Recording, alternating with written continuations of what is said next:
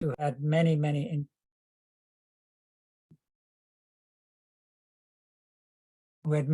incarnations behind him. And there you have quite a different scene where they come into Jerusalem and into Herod's court, and they cause a real stir because they're looking for this future king, and that feels threatening to the reigning king, who then gets involved in this slaying of the innocents. That's King Herod. And there you can see that the mystery of evil comes into play. Later, the kings are told not to go back by the same route, and that child his parents are told to flee, and they flee to Egypt before this slaughter of the innocents takes place.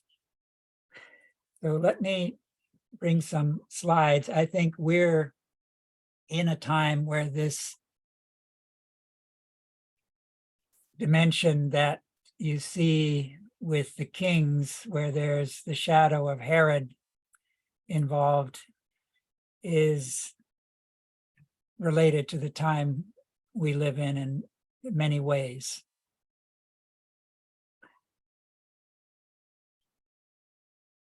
So this beginning slide, I actually took this from the cover of a book on the Sophia being by the Sergei Prokofiev. And I wanted to start out this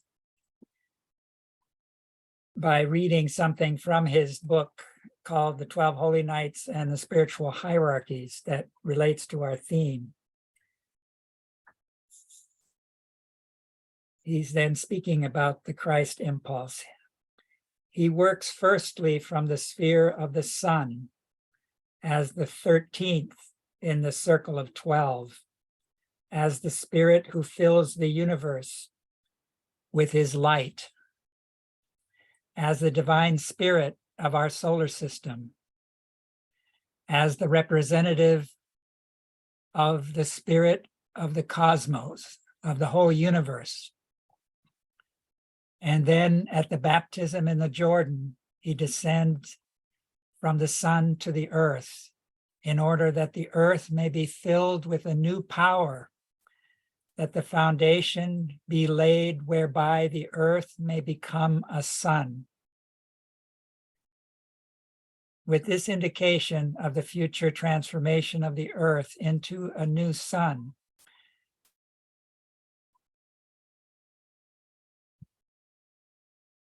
we would conclude the description of the path from Jesus to Christ through the 12 regions of the zodiac, which have their earthly reflection in the 12 holy nights lying between the festival of Christmas and Epiphany.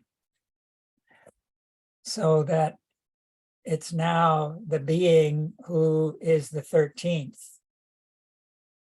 in the midst of the 12 powers of the zodiac, the mother, father ground of our universe that streams in from the zodiac. I wanted to start here by saying something out of Rudolf Steiner's own words regarding how much of this wisdom that he shared has arisen. For our knowledge of higher worlds comes through higher spirits, spirits of the higher hierarchies, knowing in us. The important thing for us to keep in mind at this stage of evolution, the human constitution is such that we can know only about those worlds that are accessible to our organs of perception. If we want to transcend this limitation, we must open ourselves up to the consciousness of spiritual beings above us, so that what these beings experience becomes the content of our own consciousness.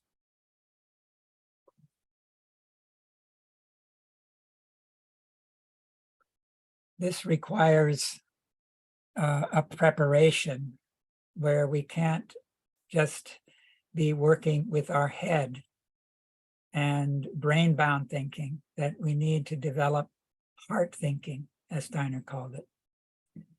Anthroposophy is not mere learning like any other. The ideas that anthroposophy presents and the words it uses are not meant as abstract theory. Anthroposophical ideas are not shaped in the way other kinds of learning have been shaped.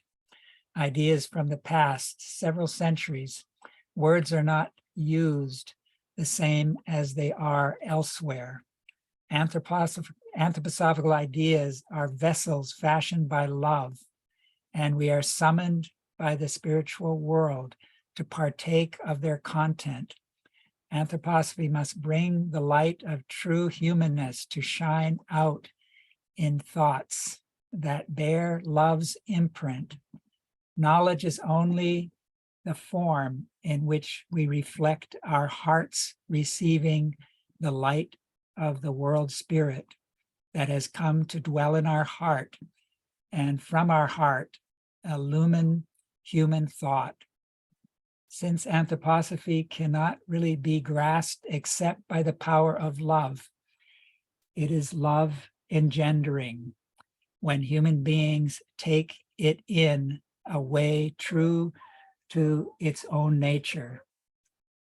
Words expressing anthroposophical truths are not like words spoken elsewhere today. Rightly conceived, they are all really reverential pleas that the Spirit make itself known to us.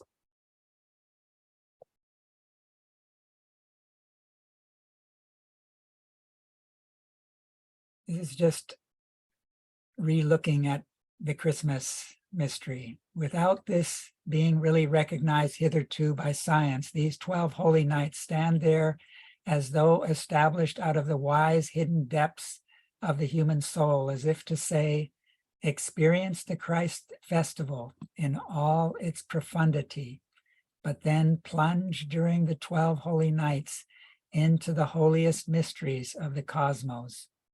And this means into the universal realm whence Christ descended to the earth.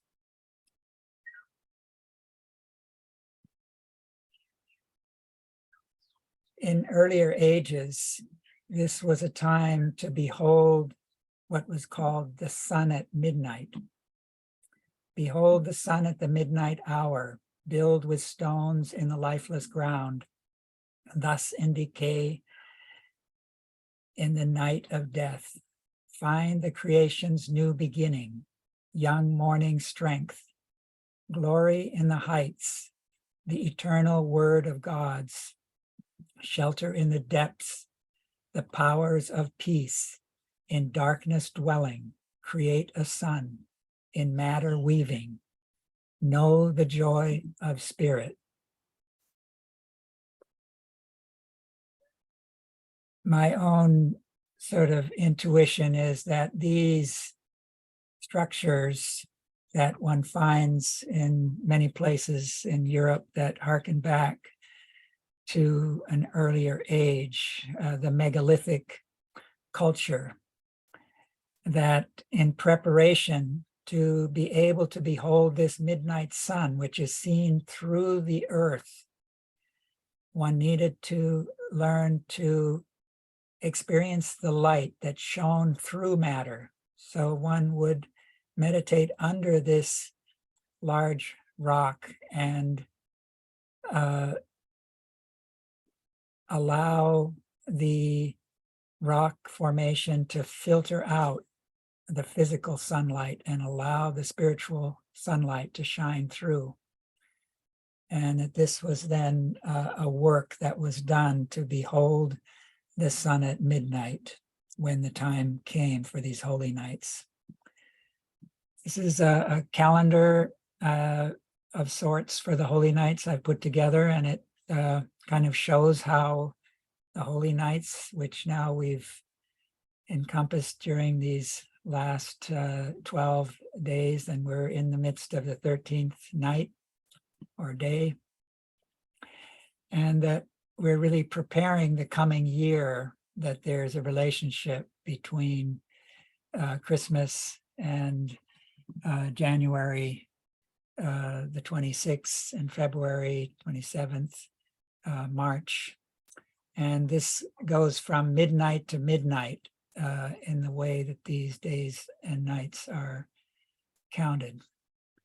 But this Janus face, which was the basis of calling this month January, was a Roman god that had his countenance looking into both the past and the future. So it's appropriate that this symbol of this god is there in the middle.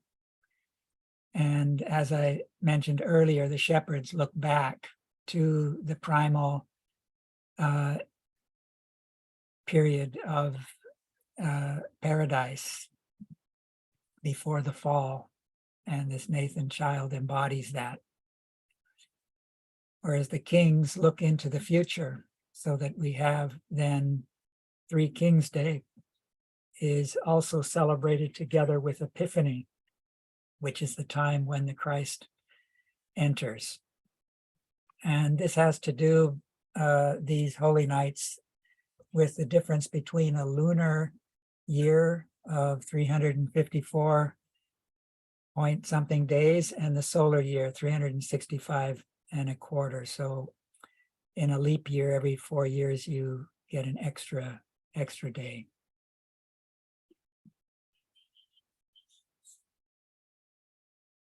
I'm not going to spend much time with this.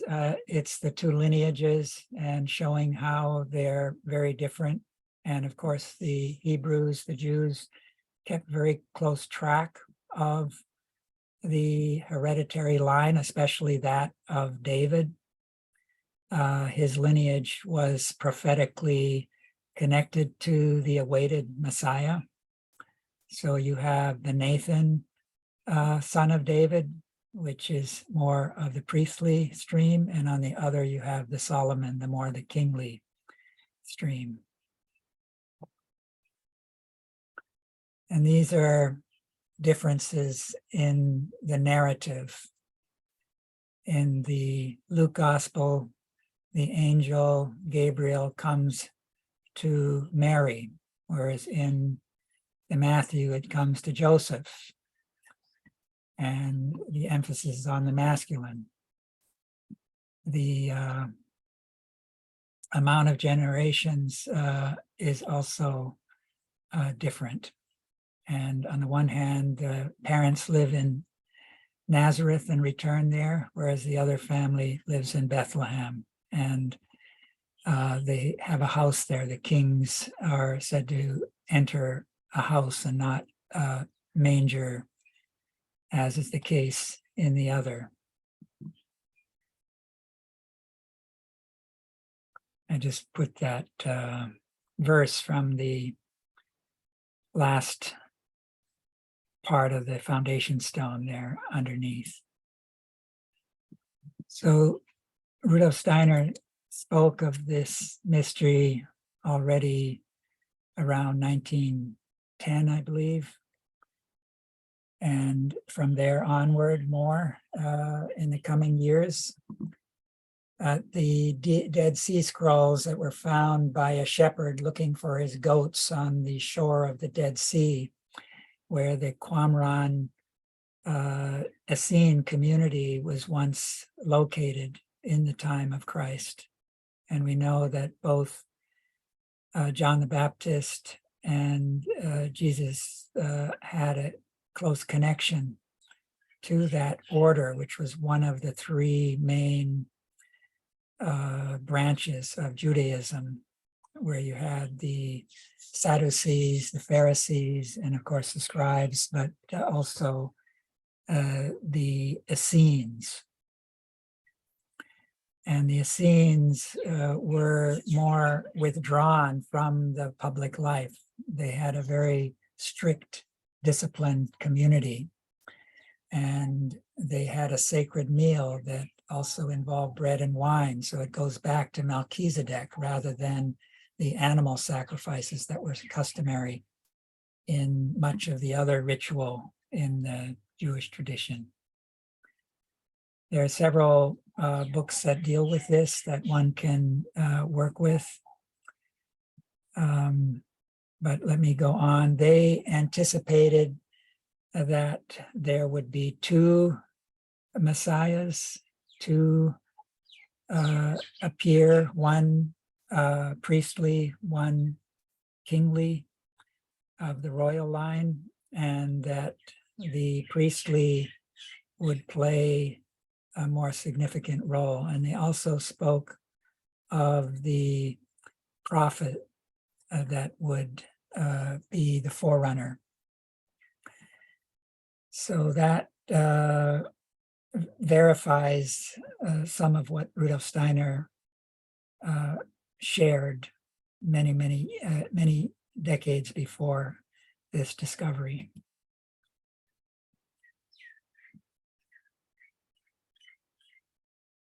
So you have the from Jesus to Christ that was spoken of by Prokofiev in that quote I started with. And the kings, they look up to this star. And there's various ways of interpreting that, but one of them is that Zarathustra himself had achieved not only manas, or spirit self, the purified astral body, but also to a high degree buddhi, which has to do with life spirit, transforming the etheric body and on the way to spirit man, the Atman. And therefore, his aura shone as a golden star, which is what Zarathustra is meant to say in that name. So these former pupils or disciples of Zarathustra, who had appeared as Zaratas in Babylon in the 6th century already, in a late incarnation,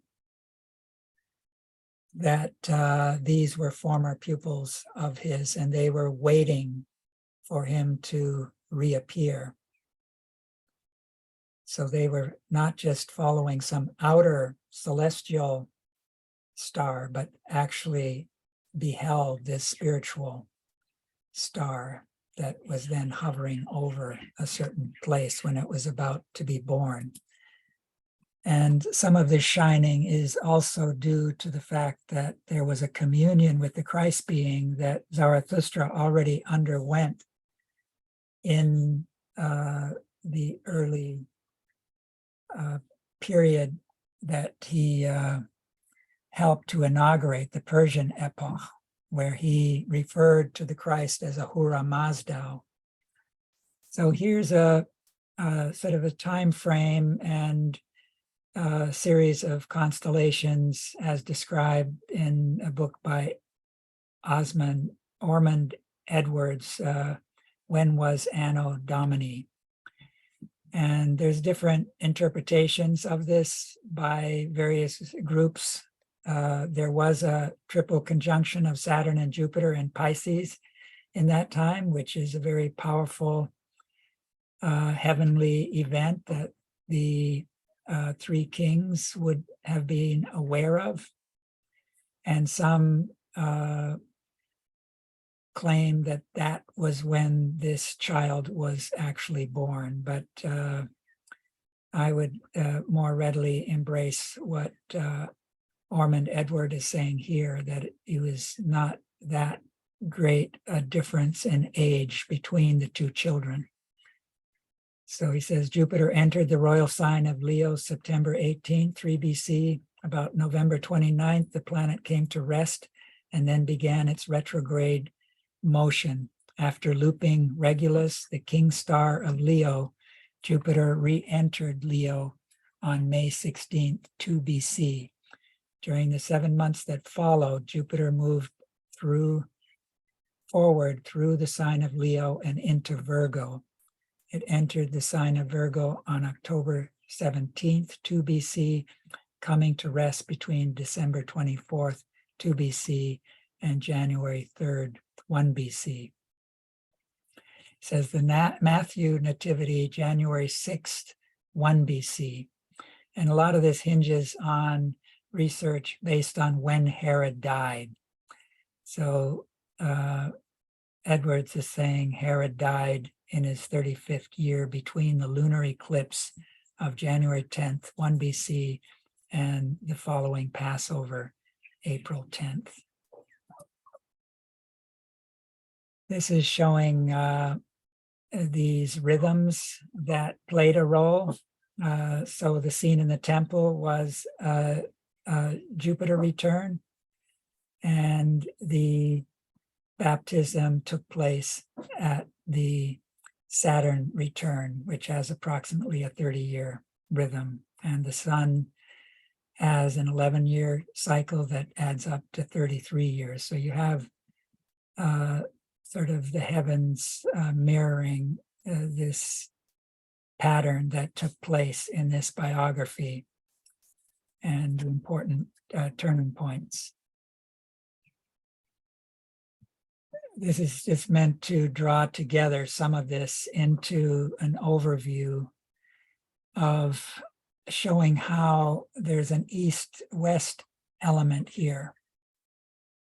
My wife Cindy did this drawing in the middle, together with some indications from my side. It's kind of small here, but it shows the two scenes together. And the East is related because you, on the one hand, according to Steiner, this being who incarnated for the first time as the Nathan Jesus had descended in close connection to humanity in the period recorded in the Hindu tradition. He appeared as Krishna, but didn't fully incarnate at that time. Krishna is often shown as a childlike figure. But Steiner also mentions that the Buddha overlights the scene that the shepherds witness. And he actually bestows his purified astral body, his Nirmanakaya, on this Nathan child.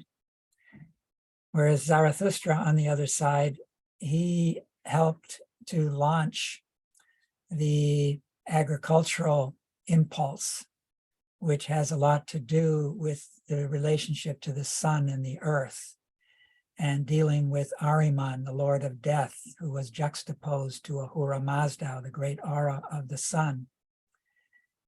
And he, having this highly developed ego that united with the Nathan Jesus at age 12, and then he died shortly after, he made a sacrificial union there, or communion, and lived for 18 years until the baptism takes place, when he then departs just before the Christ enters at the Epiphany event.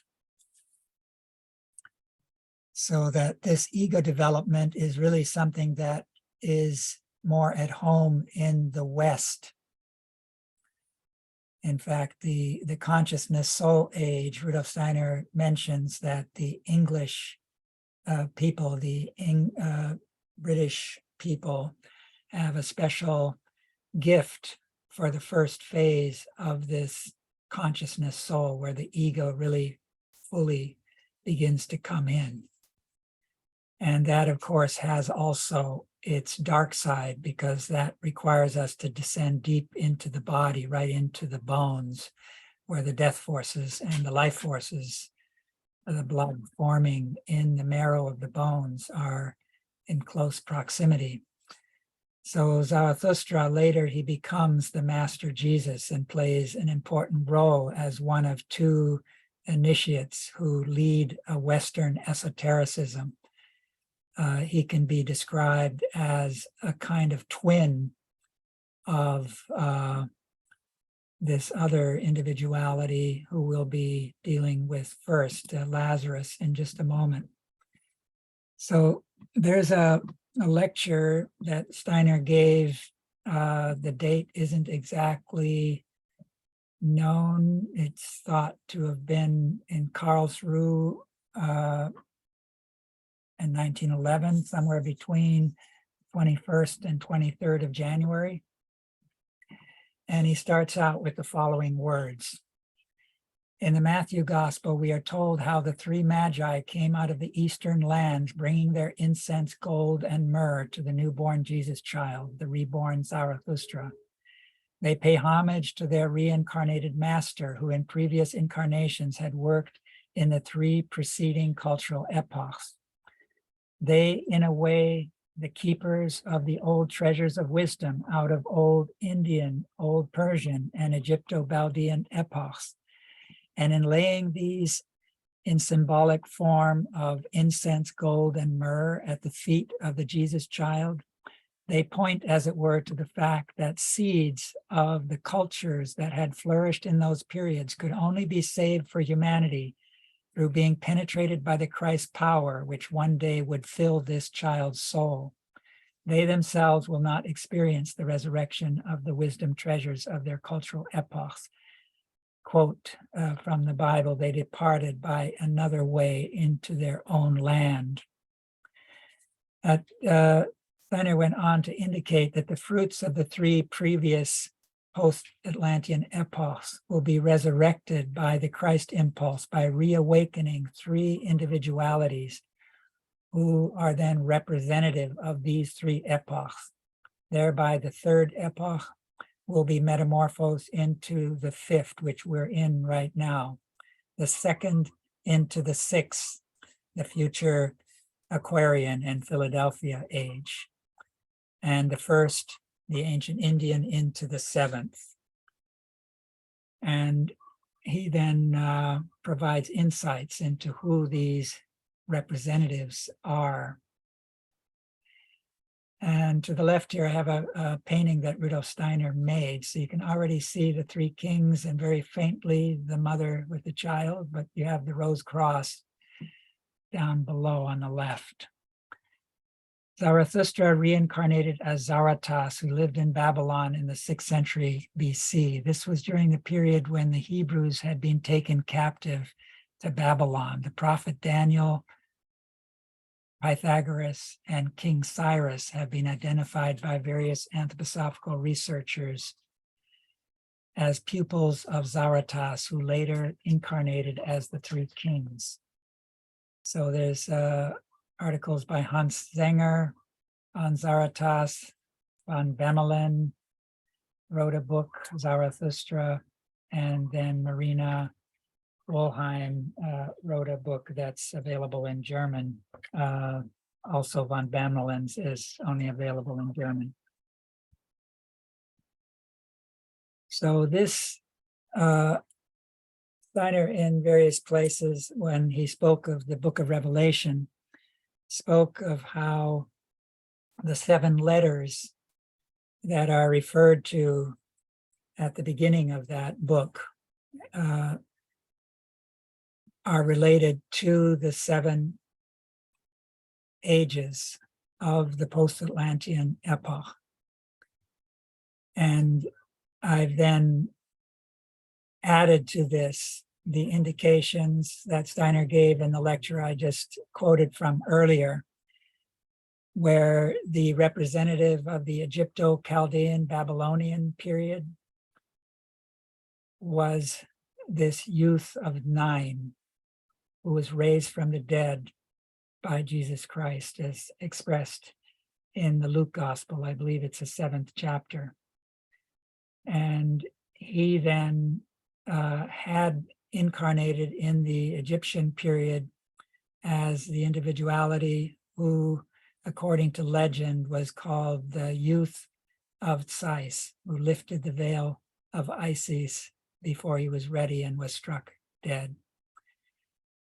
He then reincarnated as the youth of 9 and subsequently as Mani or Manes in the 4th century, and then as Parsival. This is the being who is really on an esoteric occult level, the leader of our 5th post-Atlantean age. And then the representative of the ancient Persian, Steiner mentioned that Zarathustra couldn't take on this role because he was serving as the Solomon Jesus at this time and was in the soul spiritual world after he united with the Nathan Jesus when that child was age 12. But he indicated that his twin, or one could be referred to as his twin, then took on that role, and that was Lazarus John. And of course, the Persian epoch took place at the time of the twins, just like the Egypto-Chaldean during the period of Taurus. And the mystery of Golgotha and the birth and the events around that were during the time of Aries. And we're now in the time of Pisces, which is referred to as Sardis in the book of Revelation, in these letters to the 7 churches. And the being in the middle here is the one who is the source of those letters. He is the resurrected Christ, the Christ in his cosmic dimension. The Gospel of John starts with, in the beginning was it the Word, so you have the Logos mysteries, and at the heart of it, you have the initiation, the first Christian initiation that is at the very center of it, which is then Lazarus being raised from the dead by this being who works through the angels, and he has 7 stars in his right hand. He has this fiery sword coming out of his mouth. So here you have the Logos mysteries, and the 7 stars are related to the rhythm of 7. He rules over time. So if we then go on to this first age is renewed in the 7th, and there it's the daughter of Jairus who was raised from the dead. Now, in the last chapter in a series we called East and the Light of the West, it ended up being in a book form. Rudolf Steiner mentions one of the most significant councils and meetings that had ever taken place. And it was called by Mani, who, as mentioned earlier, had been the youth of Sais, the youth of 9, and subsequently incarnates as Parsival, who's the hero of the Grail legend. He becomes the Grail king and redeems Amfortas, the wounded king before him. And he has then Mani calls then 3 others to participate in this council, and they represent the future stages of human evolution. The Zarathustra, who represents the life spirit, showing on the right, the Gautama Buddha, the stage of spirit self, which is the next stage for human evolution that will unfold in the Jupiter condition, or what's called the New Jerusalem. But it's going to be prepared in the 6th age, as we'll see. And then Scythianos, who's the more hidden of the 3, who's been working through the Irish mystery wisdom. He has the task of preparing spirit man.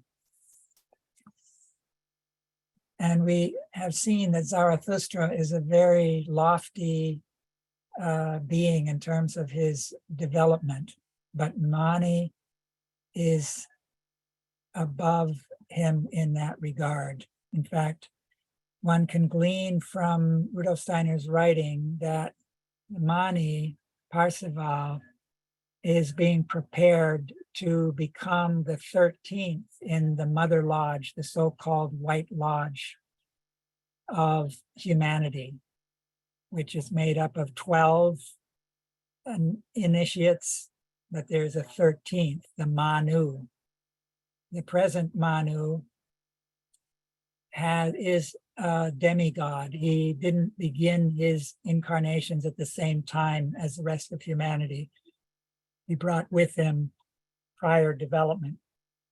But Mani will be a Manu in the future who did begin his evolutionary development at the same time as the rest of humanity. And that's meant to begin in the 6th epoch of the earth, not the 6th cultural age.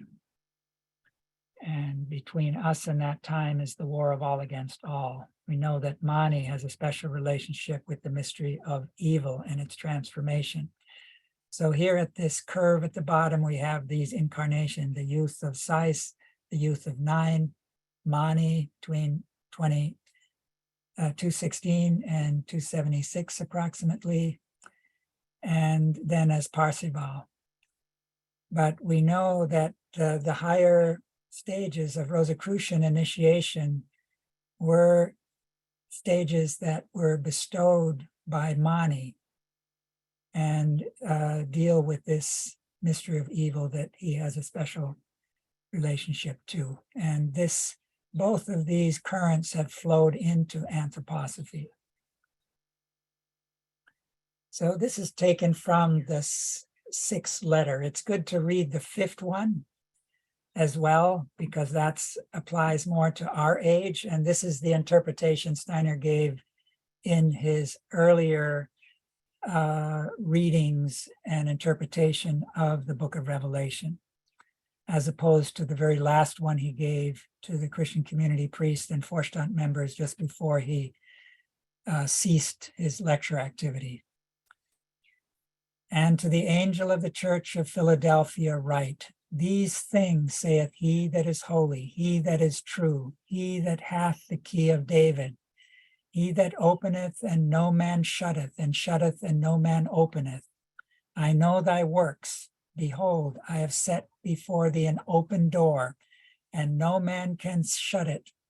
For thou hast a little strength, and hast kept my word, and hast not denied my name. Behold, I will make them of the synagogue of Satan, which say they are Jews and are not, but do lie. Behold, I will make them to come and worship before thy feet, and to know that I have loved thee. Because thou hast kept the word of my patience, I also will keep thee from the hour of temptation, which shall come upon all the world to try them that dwell upon the earth. Behold, I come quickly. Hold that fast which thou hast, that no man take thy crown. Him that overcometh will I make a pillar in the temple of my God, and he shall go no more out. And I will write upon him the name of my God, and the name of the city of my God, which is New Jerusalem, which cometh down out of heaven from my God. And he that hath an ear, let him hear what the Spirit saith unto the churches. So here we have this reference to the key of David. It's David was both a shepherd in his early days, and he was a king in his later life. So the key of David is really uniting these two streams, which one can connect with Cain and Abel to a certain extent, even though we hear of Solomon having to do with the Abel stream, he's beginning in that other direction of the ego development. And you have a sort of a mystery there that Steiner sought to deal with in various places. Here we have the ego within, which is more this shepherd priestly element, the heart clairvoyance that was there in those days. And then on the other, you have the head-centered clairvoyance. Rudolf Steiner indicated that if you go back to those days, the Sophia was able to unite with humanity through these clairvoyant faculties that these shepherds and kings still had, which were on the way to dying out. That was this loss of atavistic clairvoyance. And Steiner indicated that as evolution precedes what was there in this head clairvoyance that worked its way out to the stars and the heavens and the cosmos, withdrew into the human head and became the abstract mathematical thinking that then is applied to astronomy in our time. And that, on the other hand, the shepherds who were more heart-centered in their clairvoyance, that continues and turns outward to the sense world. And in order to renew the connection to the Sophia, the new Isis Sophia,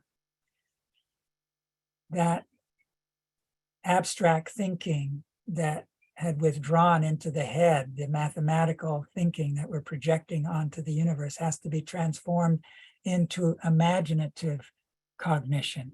Therefore, it needs some of this heart warmth that the shepherds can give. And on the other side, what the shepherds had as this inner warmth and inner is turned outward to the sense world, which can be seen as the tapestry of nature that needs to be lifted. It's Maya, an illusion. And through inspiration and connecting with the time after death, we can tap into that. Just like the kings with their new faculty of imagination, it's the time before birth. Even though that may seem a little counterintuitive, considering the childlike connection to the time, paradisical time for the shepherds, etc.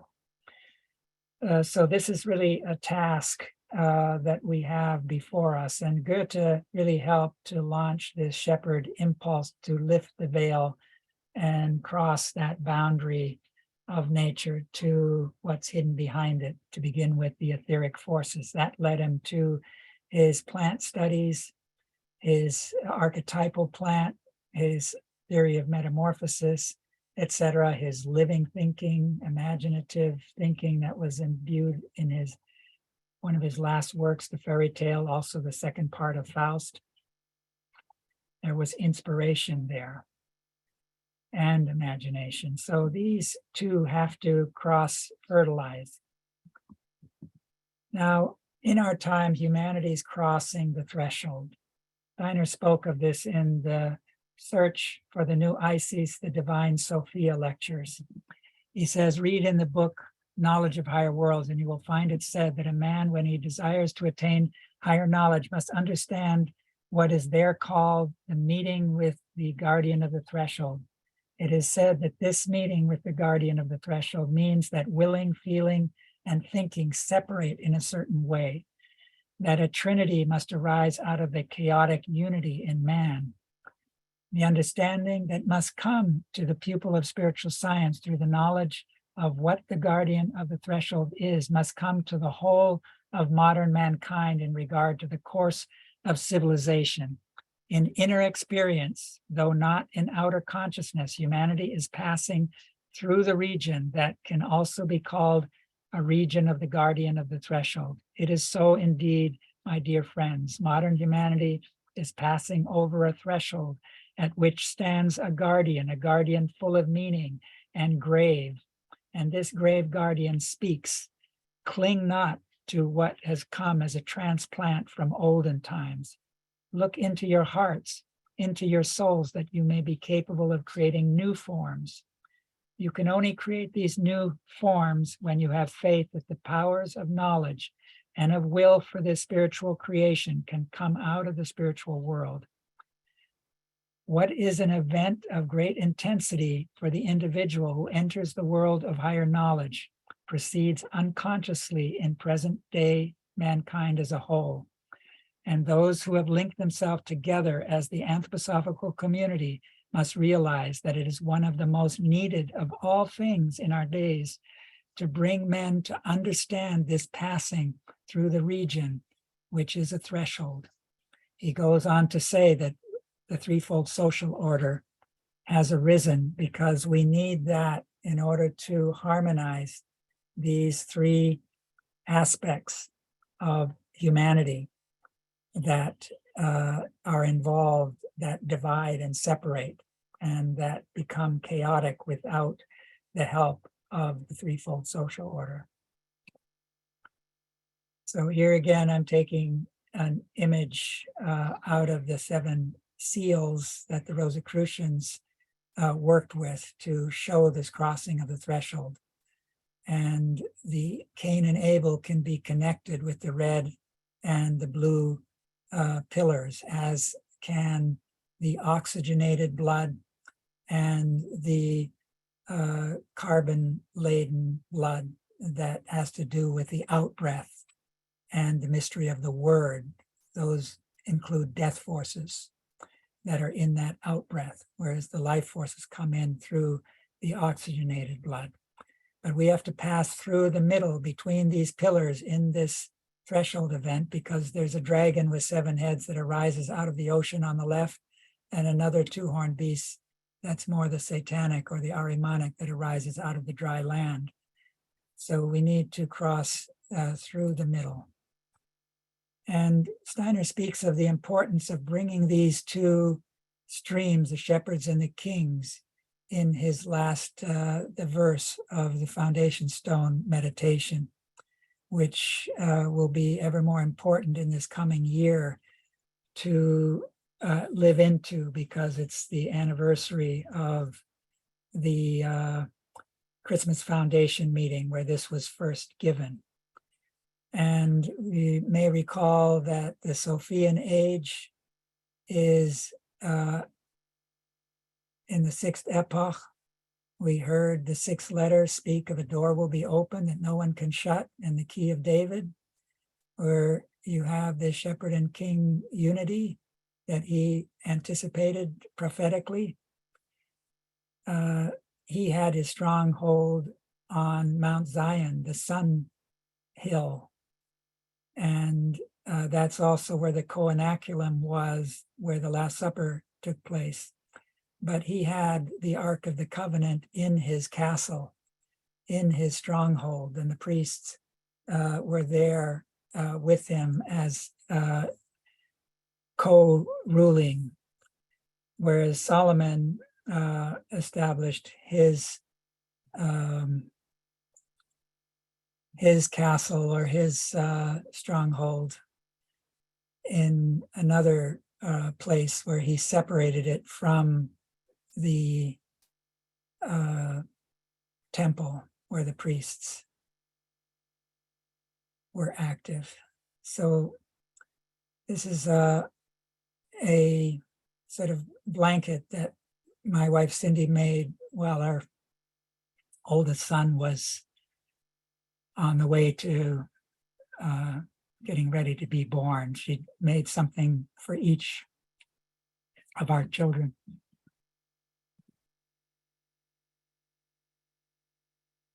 So as we saw earlier with this second raising of Lazarus, that was taking the old Persian epoch, the second post-Atlantean period, and through the agency of this Lazarus raising, taking the Christ impulse into the future 6th age that we are called upon to prepare.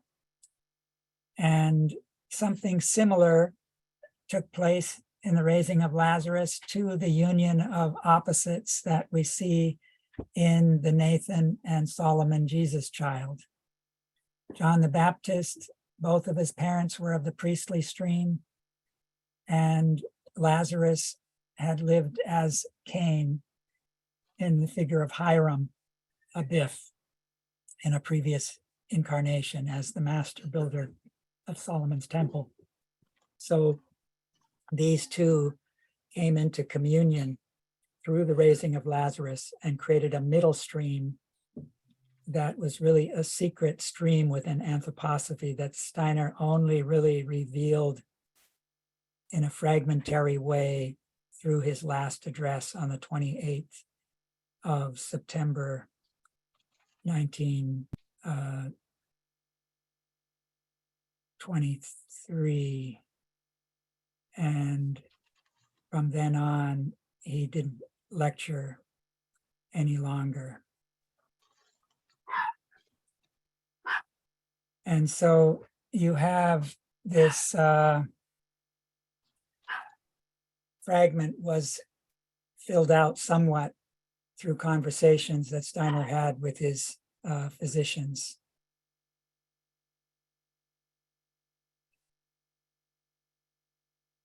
These two streams then flowed into anthroposophy. Rudolf Steiner indicated that the John the Baptist later incarnated as Raphael Santi, the painter, and subsequently Novalis, the poet sage. And on the other side, you have then the Hiram figure, several incarnations as Christian Rosenkreuz, and then as Leconte de Saint-Germain. And both of those flowed into anthroposophy. But Steiner speaks of backward Cain and Abel streams that were responsible really for the burning of the Goetheanum, which we've just looked to as the 100th anniversary of that tragic event.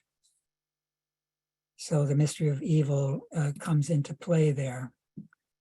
Tried to show in this how these union of these two represents a kind of marriage of the heavenly and earthly. We know that Raphael Santi did all these Madonna images in his art, and Novalis was engaged to Sophie von Kuhn, who one could say was overlighted by the Sophia and touched him deeply. And through that connection to her early death, he underwent an initiation and followed her into the spiritual world not long after. You have all these not living very long, young, short incarnations, whereas Hiram goes to the center of the earth and undergoes an initiation there, where he gets this hammer from his forefather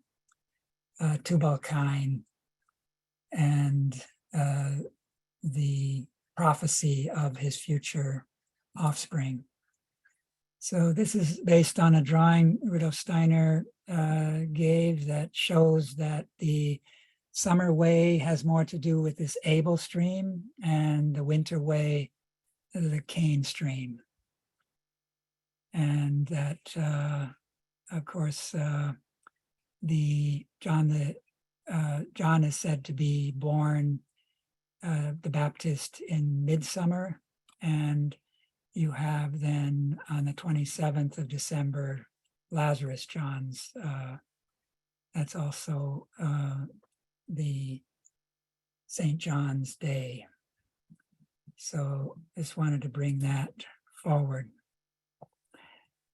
Lazarus John, who was now in communion with John the Baptist, became the beloved disciple. He undergoes a second initiation beneath the cross, where among the last words from the cross are, "Woman, behold your son," and to the beloved disciple, "Behold your mother."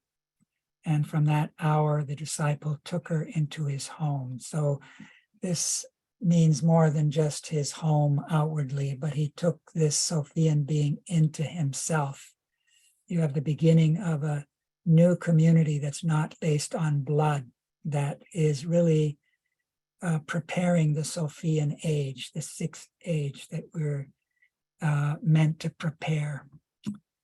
So Rudolf Steiner, in that last lecture to the priests on the Book of Revelation, 18 lectures, he gives a new interpretation of the Book of Revelation for the consciousness soul, and he says, that in the 1840s, the sixth trumpet was sounding. That's related to the previous seal I showed, the crossing of the threshold. But he says with the turn of the millennium, the seventh trumpet would sound. And that's related to the 12th chapter of the book of Revelation, where the woman appears who's crowned with stars, clothed with the sun, with the moon beneath her feet. And there's this dragon with 7 heads and 10 horns that seeks to devour the child. And it's said that this dragon knocks down a third of the stars and casts them to the earth. That's the spiritual third of the stars that prepares the way for materialism in our age. So those who want to prepare that future age need to look up to the archetypal lamp, which to me is this figure on the left that's spoken of in the Matthew gospel. They call it the mini apocalypse, so to speak. Those who have oil in their lamp, the virgins who have oil in their lamp, can come in and commune with the Christ, whereas those virgins who don't have the oil in their lamp are left out. And what I see that as being is there's old Eastern paths that did not embrace the Christ. They wanted to transcend the earth and the physical. They want to go up through the chakras and out through the crown chakra, deny the earthly ego, deny the earthly biographical life, because that's Maya and illusion. And that's where mortality and death hold sway. So those who continue that practice in the old way, the old yogas, at a time when we need a new Michaelic yoga, they then lack this oil in their lamp and will then not be able to prepare this sixth age, where that light of the archetypal lamp, the Sophia, uniting with the human and developing a new community impulse, will be very much needed. Cindy, again, my wife, did this as a woodcut. This is a drawing that her and I did together with the same theme. You hear in the book of Revelation, the child is metamorphosed into this lamb. And this was back in 1980. And the battle, Michael comes forward and does battle as the protector of Sophia. So that battle has now come into the human realm, and we need Michael in order to fight this battle. We need to invite Michael into our heart. So this is a verse related to the death of Sophia. In a way, the old relationship to the stars has died together with Sophia due to the projection of a materialistic view of the heavens. But it's world destiny that happens, that this those stars become silent, but it's preparing the way within this silence to ripen what human beings can speak to the stars out of spirit strength in the future. For that, we need to grasp the cosmic nature of the Christ being, to renew the star wisdom. And an important part of this is the Easter event, because that's when the Christ forces united with the earth and gave them the power to become a future son. And this is from Rudolf Steiner. Let us place before ourselves the mother, thought of as a virgin with Christ on her lap. This is a Grail imagination. And let us then make the statement, he who can have feelings of holiness before this image, he feels himself to be standing before the Grail, the holy chalice, the moon mother, now touched by Christ, the new Eve, bearer of Christ, the Sun Spirit, outshines all other lights, all other gods. That's saying quite a lot. Léon Collot de Herbois tried to then, did her best to embody this in this beautiful veil painting on the right. So in order to get to know what the earth has become, we need a sacred ecology. We need a new stage of the environmental movement that moves into experience the earth that has become the body of the Christ being. This is sort of, I've put together out of what Rudolf Steiner indicated in the lecture series, the Folk Soul lecture series, where he says willing was implanted on the old Saturn, feeling and the etheric on old Sun, thinking and the astral on old Moon, and in the earth, it's the I. And we have the task to transform the planet of wisdom into the future planet of love. And in that lecture, Steiner indicated that love arises out of an absolute equilibrium between thinking, feeling, and willing. So you may recall when you cross the threshold, thinking, feeling, and willing separate. Without the Christ, we can't harmonize them in this way. And it's not just the Christ, it's the Nathan Jesus who mediates the Christ. And that prepares the way to connect with the divine Trinity and then fashion this symbol of the Holy Grail on the right. Now, the Christ is seen on a deeper level as the divine architect, the Logos, and the geometry in the heavens is an expression of that. So this is called the squaring of the circle, this construction on the right. That square has the same perimeter dimensions as the circumference of that circle. And that sphere in the middle is the earth in proportion to the proportion of the moon. So this is sort of part of the mystery of this architecture.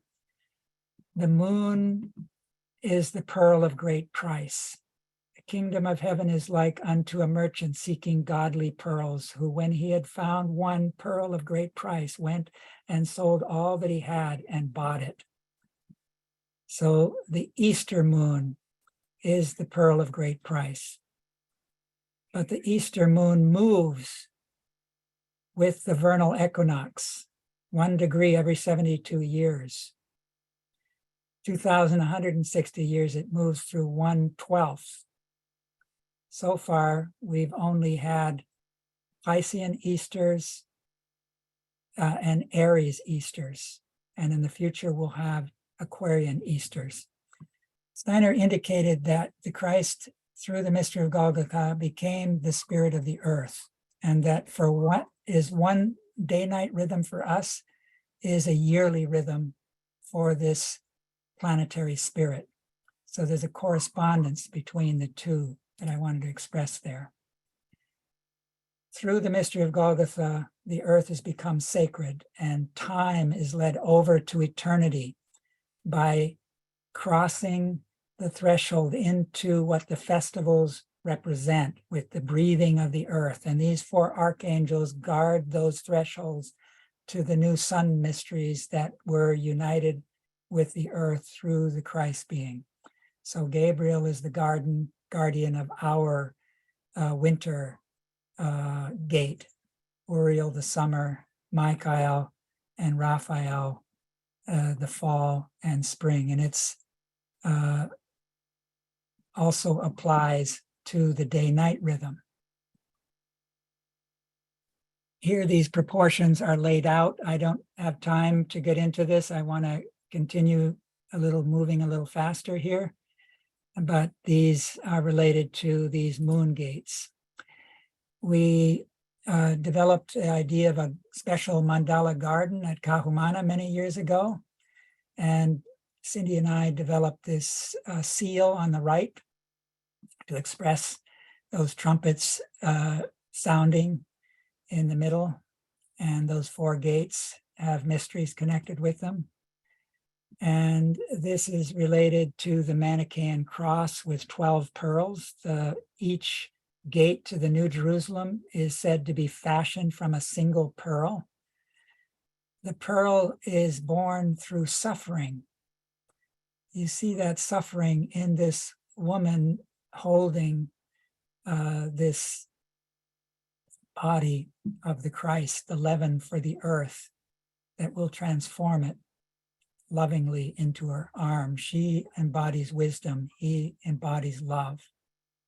Love is born out of wisdom.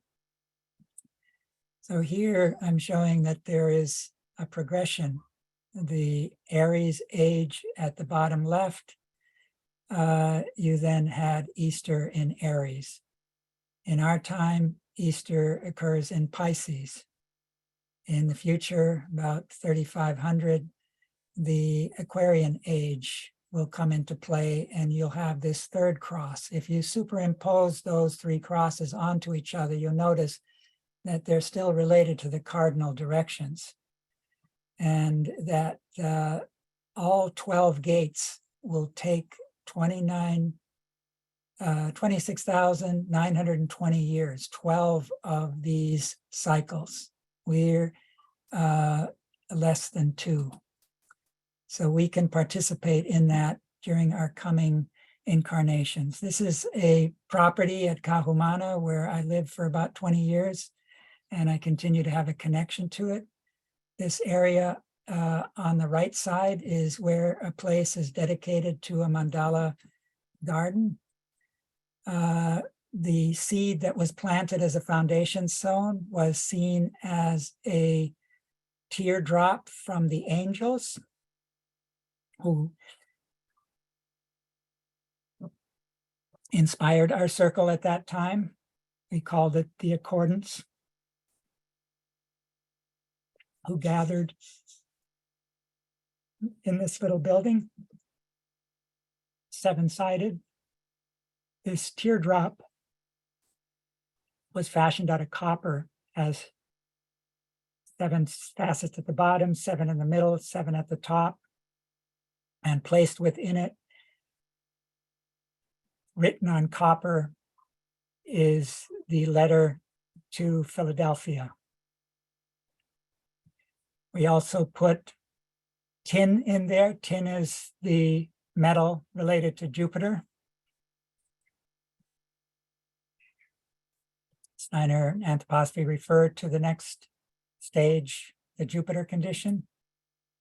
You may remember that Joseph of Arimathea was a tin miner in Cornwall, Wales, etc. This is a picture of this envisioned mandala garden that I designed together with some of my colleagues back then, representing the weaving together of these two streams that were karmically represented in the community. The Malshbao was meant to be play a role in the second loop of the caduceus, which is a symbol of healing. Water was meant to play an important role. Water is like the blood of the earth that is related to the etheric. Flow forms were an integral part of this design. They enliven the water. In fact, John Wilkes indicated that he came to this invention while he was repairing the sculptural group at the Goetheanum. We can learn a lot from these persons who worked very deeply with water. The blue planet, he cometh in the clouds. You got gravity, levity. The clouds have this levity. And water has a memory. It's used in homeopathic medicine. The 4 elemental beings that stand behind the elements of earth, air, water, fire. And that's part of lifting the veil of nature that we need to do. This is a picture, Cindy, my wife again, made on the left, cometh with a cloud. That was quite a while ago. These are just verses out of the Gospels about that cometh in the clouds and every eye shall see him. This is a little thing I put together related to the Pentecost event. This is Valentin Tomberg giving some, I think, profound indications of how the redeemed Lucifer plays a role in that fire that rose up above the heads of those disciples who were gathered around the Maria Sophia in the upper room. And this expresses that ideal of accordance. They were of one accord and gathered in the upper room when the Holy Spirit visited them. So that's my signal to stop here. Maybe we'll see what's next here. This just says, if a pearl is lying in the roadway and a chicken finds it, the chicken does not value the pearl. Most men and women today are chickens in this respect. They do not value the pearl that lies there in full view before them. What they value is something quite different. They value their concepts and ideas, but no one could think abstractly, could have thoughts and ideas if he were not clairvoyant. In ordinary thinking, the pearl of clairvoyance is contained from the start. Ideas arise in the soul through exactly the same process as what gives rise to its highest power. It is immensely important to learn to understand that clairvoyance begins in something common and everyday. We only have to recognize the supersensible nature of our concepts and ideas. We must realize that these come to us from the supersensible worlds. Only then can we look at the matter rightly. In the 18th century, what was considered a great word was uttered by a pioneer of thinking. O man, make bold to use the power of reason. Today, a great word must resound in men's soul. O man, make bold to claim thy concepts and ideas as the beginning of thy clairvoyance. What I have just expressed, I said many years ago publicly in my books, Truth and Science and the Philosophy of Freedom, where I showed that human ideas come from supersensible spiritual knowledge. It was not understood at the time, and no wonder, for those who should have understood it were, well, like the chickens.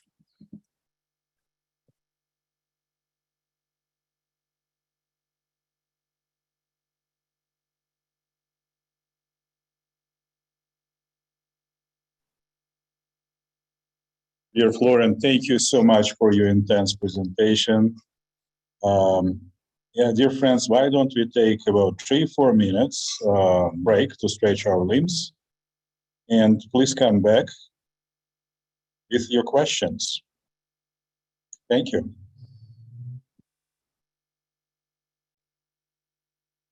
Yeah, Florian, could you please unmute your machine? Okay, can you hear me? Yes, excellent. So, dear friends, you know what to do. So you go on reactions, which is in the bottom of your screen, slightly right. Helena, I can see your hand. Thank you. So you will be first. Yes. Just click on reactions and then click on raise hand button. So that's how we're going to proceed. So, but as soon as Helen raised her physical hand, so Helen, go ahead. Yeah, my question is, the youth of 9, you said, becomes Parsifal. What was he before? And what is with the youth of Scythe? These are 2 different people. They have different names. Did you understand me? Who was the youth of 9 before he appeared as the youth of 9? Yeah. Yeah, that, according to Rudolf Steiner, he had appeared as this Egyptian neophyte who was later in the legend of the youth of Sais embodied. And I know Schiller, for example, did some work in regards to this youth of Zeiss. Steiner indicated that he was a real person. And we know that the Egyptian mysteries, because Moses had taken the Osiris aspect of the Egyptian mysteries with him when he took the Hebrew people out of Egypt. He had been initiated into the Egyptian mysteries, and they went into decline. And so there was then the mourning Isis. Osiris was said to be killed, and the mourning Isis would often then mean that the pupil would be for a very long time before this very silent figure of Isis, and that eventually it was dumb. It didn't speak anymore like it formerly did. And this has to do with the fact that the Christ who was working through this Osiris was on his way to actual physical incarnation. And the Hebrew people had a mission to prepare for that. So the youth of Zeiss was this bold human being who lifted the veil at a time when he was not able to achieve initiation through those Egyptian mysteries and reincarnated. Steiner says when you look at that place in the Luke Gospel, you have the mother, and the youth of 9 is young boy, and she says you can imagine the woman, the mother, as expression of Isis, and all of those who are part of that group of people that are going in this funeral for this child are Egyptian initiates that follow behind the Isis being. And so when this being was raised from the dead, the youth of 9, there's kind of this celebratory prophet has arisen among us. And Steiner shows that it wasn't referring to the Christ, but really to this youth of 9 who would later become Mani and a very great prophet. So, so this was the youth of 9 becomes Manu.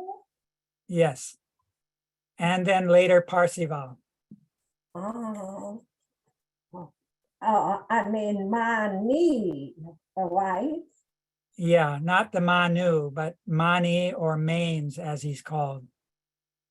Oh, and then Parsifal. And I cannot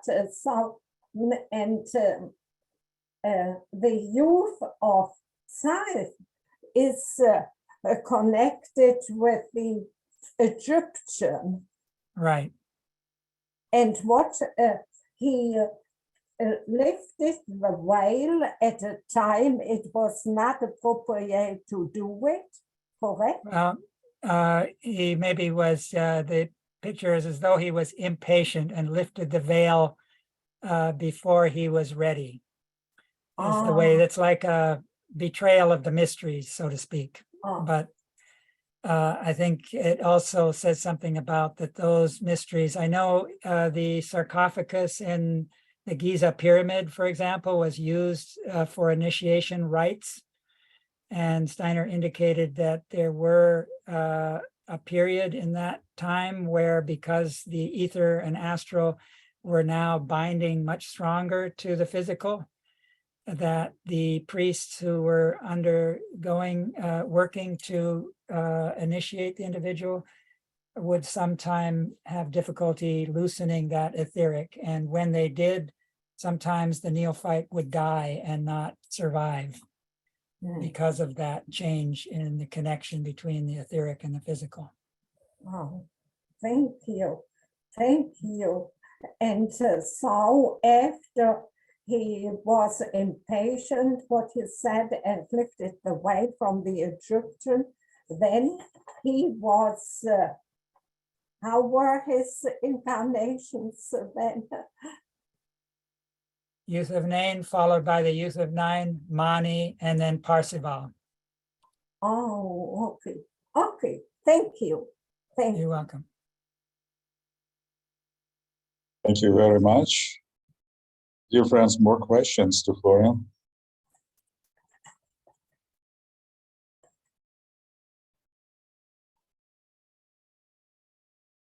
Okay, Albert. Yes. Is it true? Um, Yes, go ahead. thank you. I believe that Steiner, after telling us that the sixth post-Atlantean cultural age would take place in the region of the Slavic people, after that, he then gave an indication that if things got too difficult, it might happen in South America. And I was associated with a group a few years back in Australia run by Reverend Mario Schoenmacher, which was Rosicrucian and followed Steiner. And he said that the sixth cultural age would be developing in America and Australia.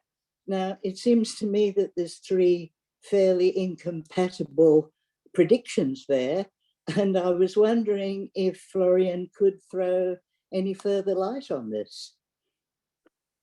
Yeah, I think the indications that I'm aware of Steiner speaking about how the Slavic people, including the Russian folk soul, has an important part to play in preparing that sixth age. Now, I don't find in what I've read that he's then referring to a geographic area in that in those indications, but rather to the souls that presently live in those Slavic and Russian folk spirits, and that geography wise, I know in the past we had Lemuria, had a specific location, Atlantis, and you can see that we're moving into a period of planetary development, and that this is really what's new about our age, is that we're not just living in a local area, but with the help of these technologies, we're able to connect with each other potentially around the world. And our global economy is an expression of that. And it's, of course, helped with the help of the internet and the World Wide Web and artificial intelligence.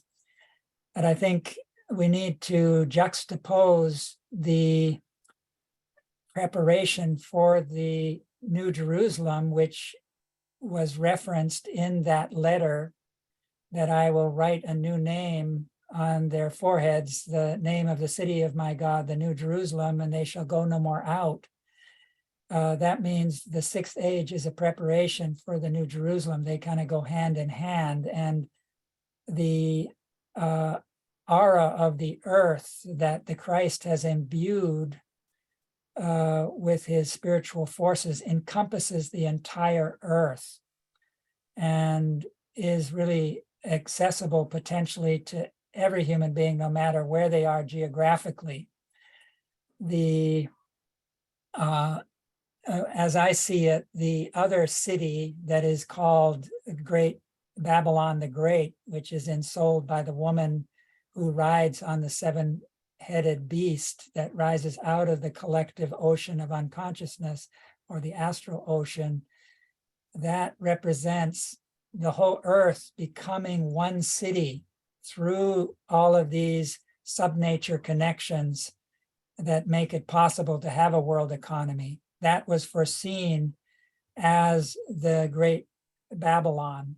And in the same cosmic space, there is the New Jerusalem, the Golden City, because the second coming is underway, anchored at the center of the earth, where the Christ as the planetary spirit is.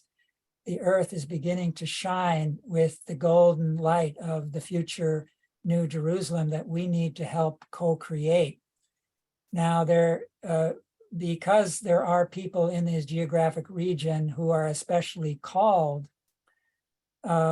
you could say, well, that's an area where this is being germinated. Often suffering leads to development. Usually we try to avoid suffering, but obviously the people in these Slavic countries right now are going through a tremendous amount of suffering, and not all of them, of course, but there is a learning how to develop community out of a caricature. Like Bolshevism, communism is a form of community, but it's imposed and enforced, and it's obviously oppressive under Stalin, Lenin, and the like.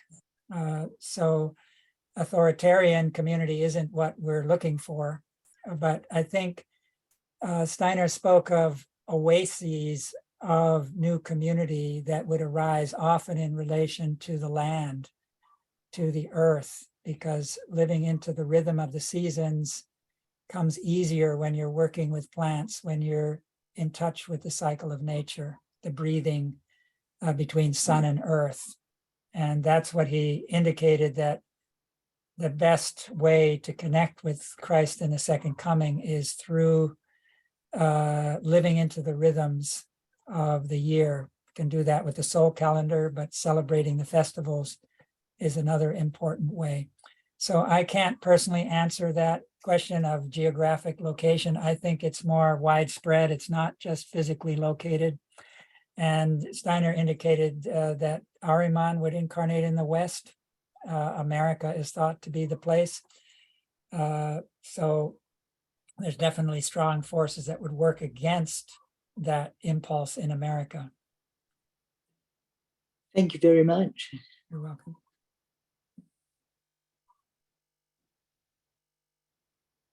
Thank you so much. So, dear friends, more questions to Florian.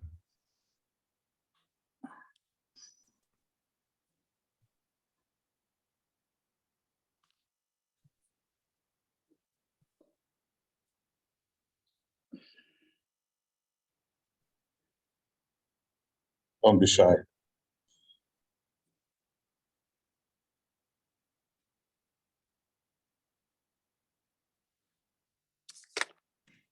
Okay, if it no questions, so yeah, I have just one kind of technical questions. So, Florian, you have very, very beautiful slides. Mhm.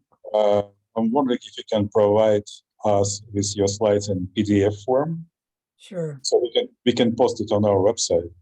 And of course, dear friends, so video with this particular presentation will be posted maybe in 1 day, maybe in 2 days on our website. So please welcome and enjoy our library. Yeah, so dear Florian, thank you so much for your nice presentation, which is done with very good rhythm and with a lot of information in it. Thank you so much. And You're very dear welcome. friends, yeah. I'd just like to say one thing in closing that has to do with this picture of the moon gate. The idea that the New Jerusalem is entered through these 12 pearls, which doesn't fit into our usual logical way of thinking. There's a symbolic dimension. But according to Rudolf Steiner and others, the soul after death passes into the Kamaloka. This is the purgatory region. So that involves a purification, a purgation of the soul towards spirit self, towards the beauty of the pearl that's born through suffering. So when we incarnate through the moon sphere. When we excarnate, we pass through the moon sphere. And the Sophia participates in that process and seeks to help us to develop spirit self. She's the forerunner, she's the archetype, this lamp that we need to look up to. So we need to be able to accept the suffering that comes to us, because if we live on the surface and only seek pleasures, and our consumer society tends in that direction, we then will have suffering coming in much more powerful form than it would if we embrace it in its beginnings when it wants to come. So I think there's many signs that that's happening.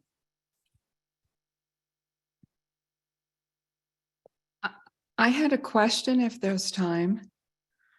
Sure. Yes. Sure. Yes, you showed a mandala with the bull and the eagle, and said something about there were mysteries associated with them. And I wondered if you could share something about the mystery of the eagle.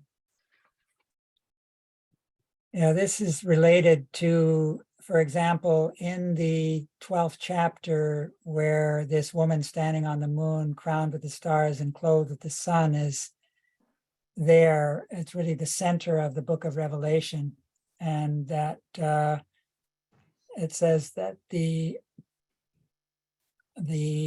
dragon sends out a flood after the woman and the remnant of her seed, which would be those human beings who look up to her. And she's given the two wings of an eagle to fly to a higher place, you could say, in the astral world, a purer place in the astral world. That's the lower astral is being polluted by this flood of the dragon. And I think that Johannine Christianity, which you have the four evangelists, are related to these four creatures, the lion, the bull, the eagle, and then the waterman, or the angel human. And John is related to the eagle.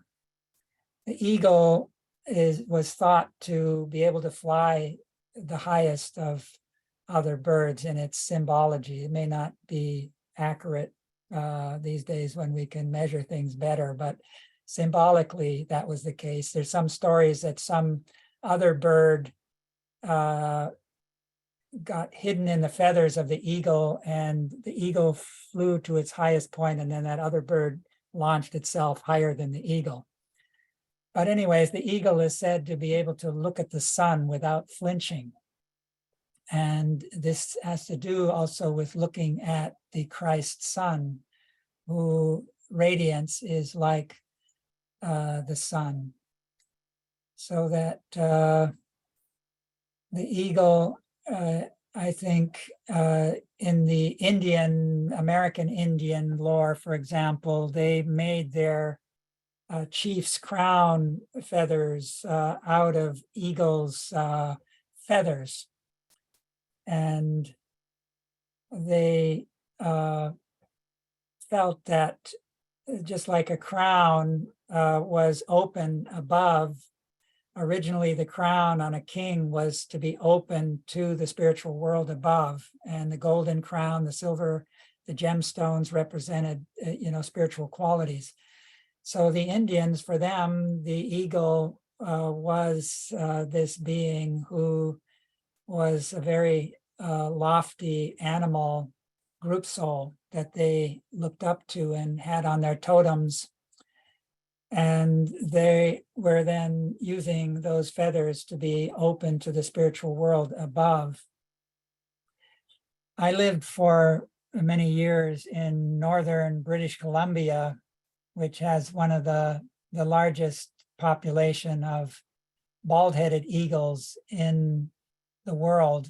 And they come every year in the fall. There's 3 different salmon runs, and they then feed on the salmon after they've spawned. They start to die, and they then come and feed on them, and they spawn in the rivers, and then later their young salmon go back up that same river. So I had a lot of opportunity to witness eagles over there. In fact, a close friend of mine does an eagle count or did an eagle count every year, built a special tower, and we would go out and count the eagles.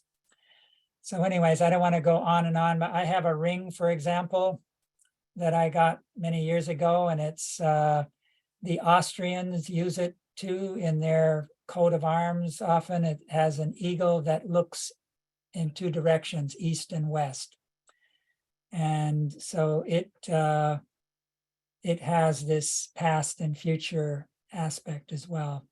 So I think this spiritual quality, that Johannine Christianity, it has to do also with the two-petal lotus in the forehead. Those can also be described as the wings of an eagle. That has to do with thinking and in a concentrated way that raises your thinking to this higher level. Like if you take a magnifying glass and you focus a light, it can get fire. Same with thinking. It can partake of the fire of the Holy Spirit. And the two-petal lotus is the beginning of the anthroposophical path of working inwardly. Thank you very much.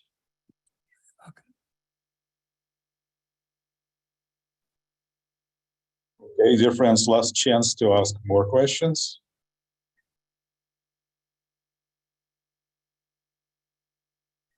Okay, so let me just, oh, okay. Yeah, Albert, please unmute your machine. Unmute your, you're muted. Thank you. Just to add on to the last question, I've wondered for years whether the eagle is connected to a specific physical constellation in the heavens around the zodiac, because we know about the scorpion and we know about the serpent and the constellations of Scorpio and Ophiuchus. And then there's supposed to be the third phase of the eagle, and I've never seen that related to a specific constellation that we know about today. Can Florian help me there? Yeah, I think you were correct earlier. I didn't bring that up. In fact, in the chapel at Kahumana that I helped design, Virginia Brett, who came from Dornach, designed several windows. One has Virgo, and she has little round golden points where the stars are in that constellation. And she has one for the eagle, which is the Scorpio constellation. It's like overcoming the scorpion forces that have to do with the lower nature. In the Arthurian story, you have one seat that's related to the scorpion, and only the most perfect knight can sit on that seat, like Galahad, for example. So you need a strong spiritual power to overcome these scorpion forces. And when John, the beloved disciple at the Last Supper, leaned on the breast of Christ, Steiner in an esoteric lecture relates that to rising up above the lower nature and raising it to the heart level and above. And that John was sort of a forerunner in regards to that process. That's very helpful. Thank you. You're welcome.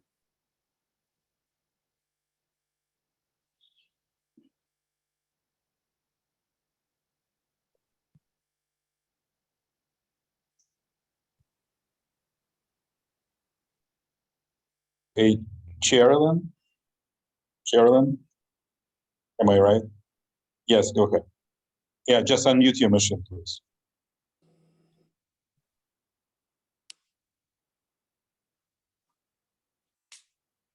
Wow. Yes, I wanted to ask Florian as to how Manichaeism will develop in preparing for the sixth cultural epoch. What is the role of Manichaeism and how will it serve as a path? I think there's various anthroposophists like Bernard Leavegood, for example, who shed some light on the Manichaean impulse in relation to healing, both psychological healing and also physical, medical healing. Huh. And of course, dealing with evil in a different way than trying to fight it with weapons, so to speak, like the Knights Templars did in regards to fighting against the Arabs to protect the pilgrims on the way to the Holy Land and to help win the Holy Land for this possibility of being able to visit those sites where the mystery of Golgotha took place, where the Temple Mount was, etc. So Steiner indicated that Mani, he was instrumental in the founding of the Knights Templars.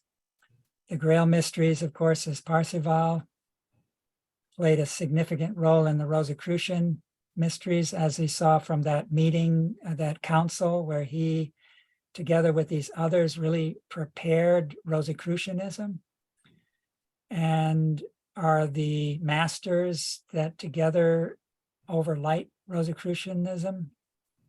And that Steiner was hopeful that we would be able to see an incarnation of Mani at the beginning of this new millennium. He said that he would need Waldorf education, for example, and ideally we'd have the threefold social order somewhere in place, which I'm not aware that we do, but there are, of course, little efforts in that direction. And I think if one looks at the incarnation as Parzival, then this path towards compassion and this compassion that he, in the second time he visited the Grail Castle for Amfortas, helped to heal Amfortas. And also one of those who was part of his path, at least as much as the story goes. The von Eschenbach version is divided into 16 chapters, and each one has 16 lines. And at the beginning, it shows a battle between a white and a Moorish army, each of them at 8 gates. And this is the palace where Petulamont, it's called Petulamunt, which I could say has to do with Petal Mount, the mount of the larynx, because this has to do with the 16 gates, have to do with the 16 petal lotus. 8 of those have become dormant, and that has to do with the Moorish army. They are mourning their former leader who died, who had a diamond helmet. Diamond is the symbol of immortality and the transparency, meaning that he was still enlightened from above. But the other army came from the west and included Parzival's father. And Freirabont was the leader of those armies, and it has to do with the word freedom. So the unfolding of this throat chakra arises between head and heart, weaving the head and heart together. And I think this mystery of the word, forging the Grail sword, we will need that in the future. Steiner says in the 8th millennium already, women would become barren. and that we won't be able to propagate in the way that we're accustomed to, that we will need to develop this Grail larynx word that can co-create the human being. Human beings won't live on the surface of the earth, just as they didn't during the early Lemurian. We were surrounding the earth. There will be efforts through transhumanism, posthumanism, and various technologies, especially by the English speaking people and America, to develop other forms of incarnation that move in a deviant direction. I believe much of that is already underway. But I think the higher eugenic occultism that Mani has prepared the way, and the Grail mysteries, which were also embodied in the Goetheanum, and Rudolf Steiner speaking at that podium. I've tried to talk about that in the past, that the pineal gland is the seat of spirit self. And that's the hard stone that fell out of Lucifer's crown. And carving that out requires compassion. And when we do, and circle around the mystery of Golgotha, then the etherized blood of Christ can unite with the stream that streams up from below and shine within that vessel, the pineal gland, and create a golden aura around the human head. And there's a similar process taking place for the whole earth. There's a battle at the pineal gland, there's a battle at the center of the earth. I've spoken out on other sessions.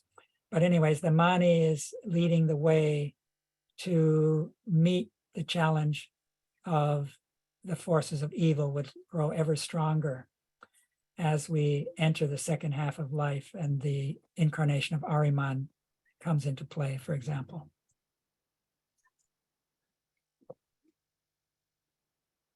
Thank you very much. So I would like to thank Florian for his presentation, and I would like to also invite you for Sunday's presentation of Dr. Gierke from Vorstand and Goetheanum. Join us for this session. Yeah, and please feel free to unmute your machines. I say thank you to Florian. Yeah. Florian, thank you so much. Thank you all. Thank you, Florian. Thank you, Florian. So much. Thank you all. Thank you. Thank you. Thank you, Florian. Thank Thanks, you. Florian. Thank you Florian. all who are here with your hearts. Yes, thank you all. Thank you, Andre, for helping Thank with you. the hosting, etc. Yes. Always welcome. Thank you, everyone. Thank you. Florian. Bye-bye.